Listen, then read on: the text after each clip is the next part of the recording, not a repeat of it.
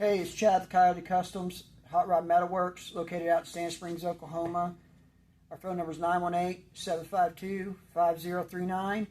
If we don't answer, give us a text. Text is probably best. We're out in the metal shop. That's why we don't, takes us a while sometimes to get to the phone because we don't hear it go off. We got earplugs in, we're grinding all day. Anyway, this is a tips and tricks video to how we get to your bedside like this. And here we go.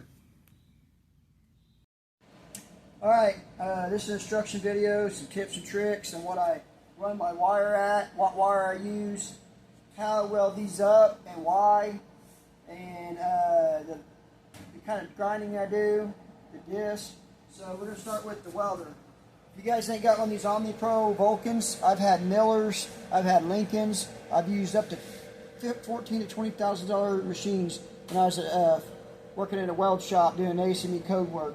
And I'm going to tell you, for MIG and Heliart, it don't do aluminum, but for MIG and TIG, this is the machine. It welds really nice. So, and I'm not sponsored by Harbor Freight or any of that.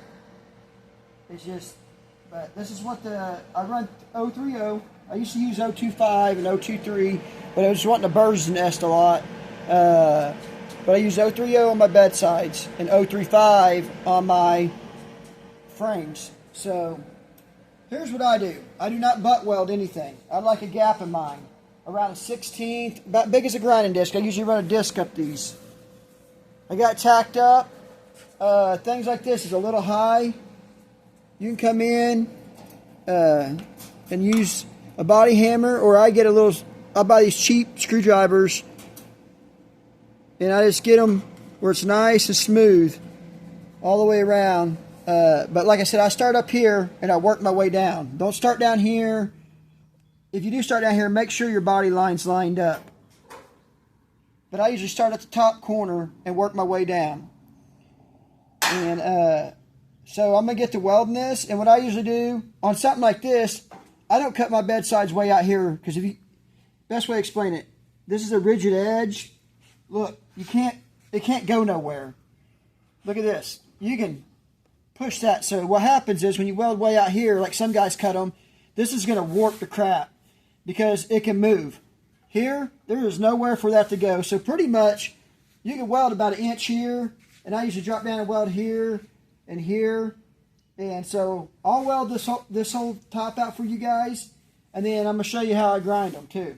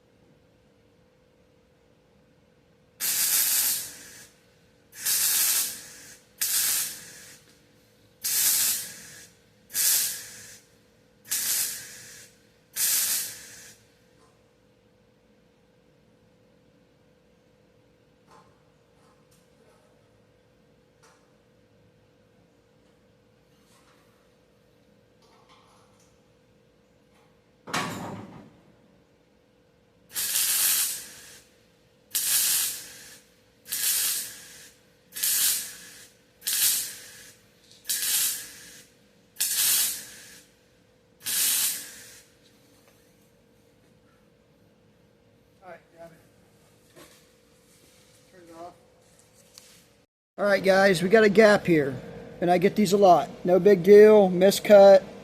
We got about an 1/8 inch, maybe a little bigger.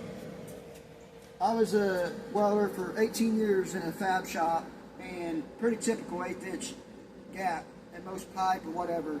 So we got these guys, I'm not saying names, but they use hangers and stuff to fill that gap. I'm going to show you a way to do that, and it's going to be a lot better. It's going to be a full pin weld, and a way to... I run my welder a little hot, so you guys, as an unexperienced welder, is probably going to have a little bit of trouble. But let me show you how I build this up, like we did, kind of like running a root pass in a pipe. We're just going to kind of aim right here, and I'm just going to build up off that. We're going to try to run it up on there. Instead of just trying to fill like this, you're going to use this as a backing, because it's already there, it's built up, and it's got a lot more thickness to it. So I'm going to run some of it here so you guys can see that.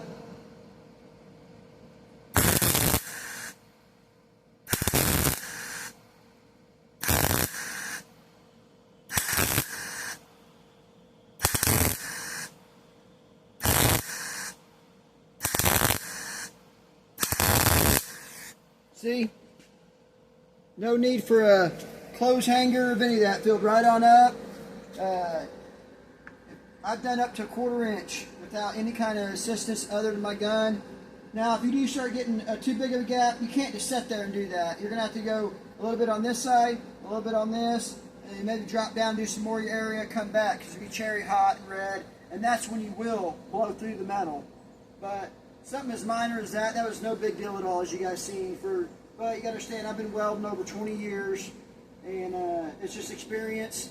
The more you weld, the better you're going to get. I didn't go to no special schools. I started out as a helper in a shop and worked my way up, and got to be one of the best in the shop I was at. But I'm going to get the grinder out here in a minute. I'm going to show you guys how we grind this now, and how I aim my grinding disc, what kind of disc I use, the sort of disc, and the grinder. So let me get that out now, and I'll get back with you.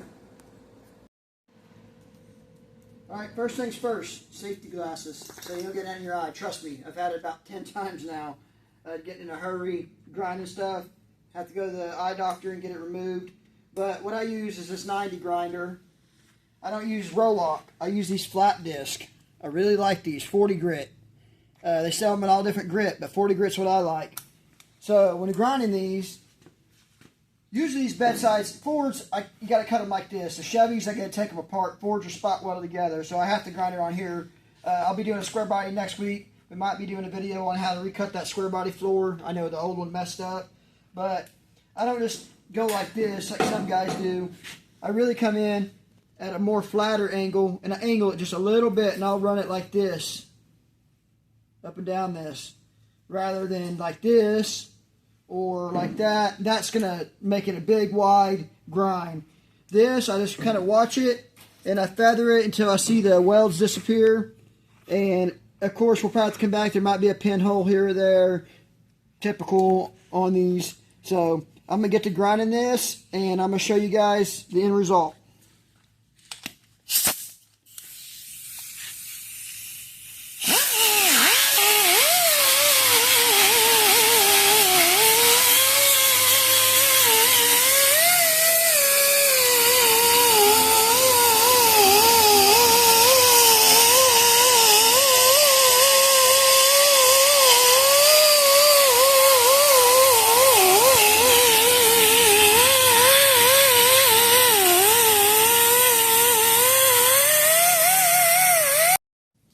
Alright guys, here we are, the finished product.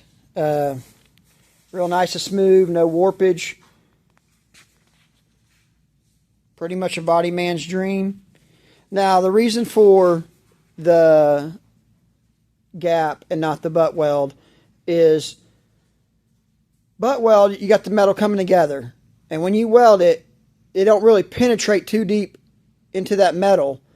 To the back side of it's what I want to say. And when you grind it, that thins that out real thin. So I don't know if you guys have ever seen, but I have, like a piece of sheet metal that's been welded on a body work before, and then over time, it starts to get a hairline crack down through it where it's been welded. And that's because they butt welded it and they didn't gap it.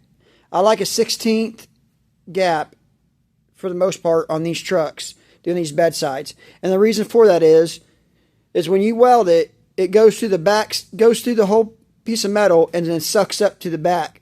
That gives you that thickness of the same thickness of the metal of MIG wire plus more on the back side.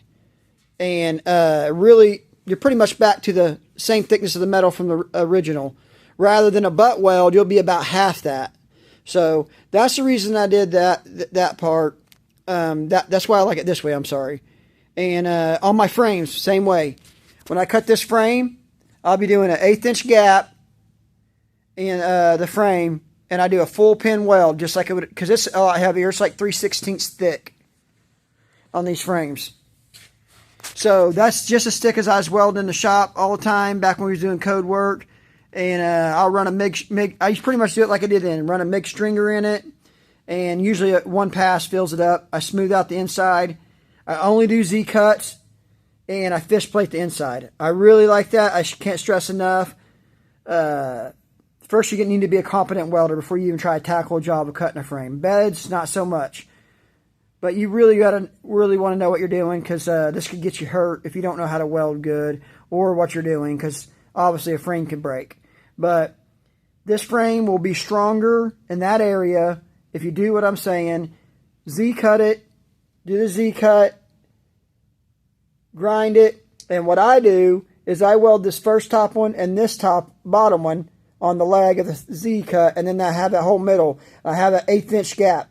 So what I'll do is I'll come in, I'll stick my fish plate on there, I'll weld out my fish plate before I weld out that middle, and I have that gap.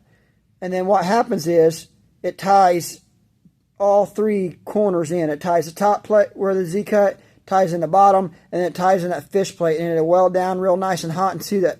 And I use the fish plate, it's what I run off of. I weld into it, and I oscillate back and forth, so it burns in the fish plate and the top and the bottom of the frame cut. And man, it really burns in hot, and you never have to worry about anything ever again. And the tensile strength of MIG should be about the same as the frame. There should be no worries. Like I said, competent welder. So again, if you guys have any questions, hit me up at Coyote Customs Hot Rod and Metal Works. We're on Facebook. The phone number is 918-752-5039. We try to do you guys the best work we can with what we're working with. Sometimes we get these trucks, they got Bondo in them. You can't help that. But if I don't answer the phone, because I'm always out here in the shop, we're obviously in a metal building, I don't get good service sometimes, give me a text.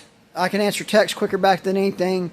So, good talking with you guys. I hope this video really helped you guys learn a lot or learn better. We got a lot more videos to come. I'm going to start putting these videos out, trying to help people build their hot rods. We love our hot rods around here. Got a 33 over here with a blown Hemi. Got the Model A. Got my 57 I'm doing myself, and I got a whole field of cars. But good seeing you guys, and I'll be doing videos on this 57 Ranchero, replacing the metal in it. And we done this side already. Full quarters, can't hardly tell. Done the floor pans, rockers, and I had to make a lot of stuff because they don't make all the panels for this car. It started out just as bad as this side, guys. So, like I said, anything's possible. Look at this. Wait till you get down here. That's someone else's quarter panel job. That's what you don't want. So when I do this quarter, we'll be making videos, and I'll be showing you how to reach up back here and hammer and dolly. The reason this will be mostly TIG. The reason we MIG our bedsides is because TIG is softer, and you can reach up there and hammer and dolly it out on stuff like this. But on bedsides where we cut them, we cut so close to the front. And also, look, you got this here. You can't get past this. You could only hammer and dolly so much in here, and you'd have to go further back. These don't warp hardly at all, so you can really MIG them, and that's the difference, guys. That's if I TIG them. The reason I don't TIG them is because you can't really get up in there with the hammer and dolly and move anything. And plus, you don't need to if you know what you're doing and doing it right. So, catch you guys later.